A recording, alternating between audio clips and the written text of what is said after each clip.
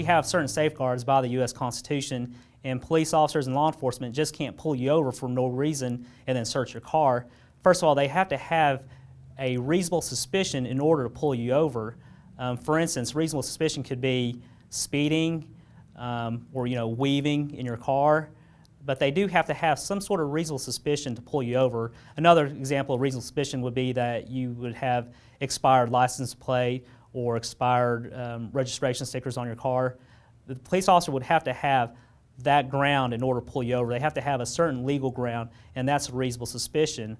And then after the police officer pulls you over, they could temporarily detain you and determine whether any kind of criminal offense has occurred. But in order for them to be able to start searching your car, they would have to have what's called probable cause to believe that your car contains some sort of criminal contraband. Without that probable cause, an officer can't search your car.